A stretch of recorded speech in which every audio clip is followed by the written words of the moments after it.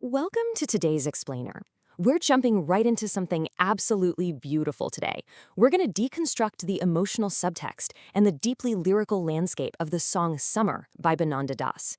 So if you've ever found yourself totally consumed by the thought of another person, where literally every waking moment feels wrapped up in their memory, man, this analysis is really going to hit home for you. Today, we're breaking down the journey of a restless heart, tracing the path all the way from silent longing straight to the desperate need for a confession. Let's get right to it. Okay, right off the bat, we're hit with this exquisite, honestly kind of disorienting blurring of lines between the dream world and waking reality. Now, normally, right, these are two totally distinct places.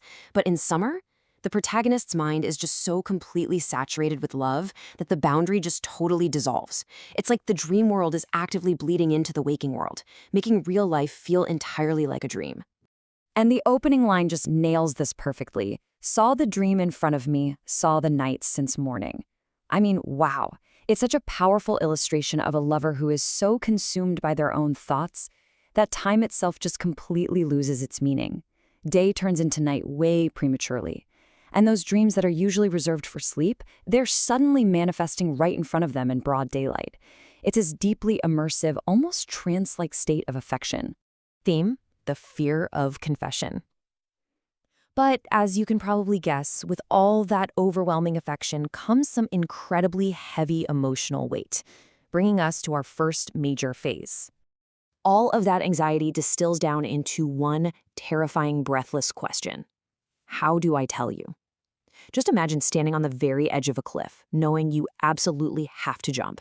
That's the feeling. It's hesitant, it's scary, and it perfectly captures someone desperately trying to find the words for a feeling that is just way too massive for normal language. What's really interesting here is that the songwriter, Bananda Das, doesn't try to hide the protagonist behind some kind of fake bravado.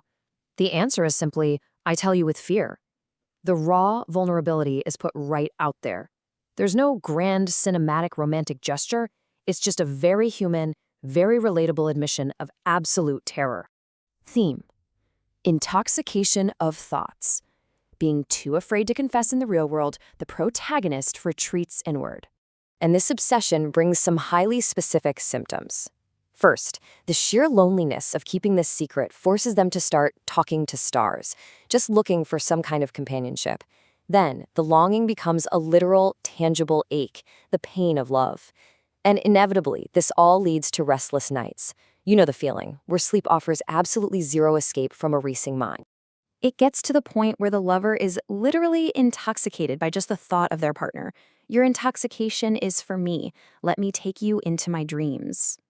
Because reality carries that terrifying risk of rejection, their own mind becomes their only safe haven.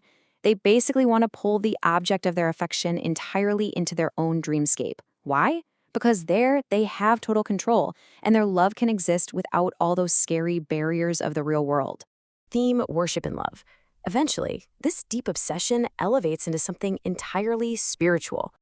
Now, to really grasp the depth of this, we have to look at the original Urdu word used in the lyrics ibadat. This translates to worship, adoration, or absolute devotion. But here's the kicker. It's a term almost exclusively reserved for the divine. So by using this specific word, the protagonist is literally elevating their partner from a regular human being into a deity. Which brings us to the recurring pulse, the real heartbeat of the song, I worship in my dreams. Loving this person, even in total, complete silence, has become a sacred act for them. Every single thought is a prayer. Every dream is a temple. It's just a breathtakingly beautiful way to describe a love that feels quite literally larger than life itself. Theme: a loving request. But a heart can only hold so much inside before it just overflows, forcing the protagonist to finally reach out into the waking world. And the whole thing comes down to these 4 incredibly vulnerable words: say you love me. After all that complex poetry, after the blurring of day and night, after the silent worship and the total intoxication of the mind, it all strips down to this raw, basic human need. The emotional climax of the song is simply finding the courage to stand in front of someone and just ask to be loved back. Say you love me. The constant repetition of this phrase in the song isn't just some catchy musical hook, right? It builds this echo chamber of sheer desperation. You can feel that they're totally trapped in that agonizing space right between asking the ultimate question and waiting for the answer. So, as we wrap up our explainer today, I want to leave you with a pretty profound question to chew on.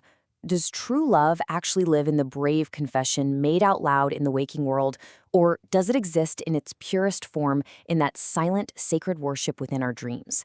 If Biananda Das's Summer tells us anything, it's that it might just be the beautiful, terrifying collision of both.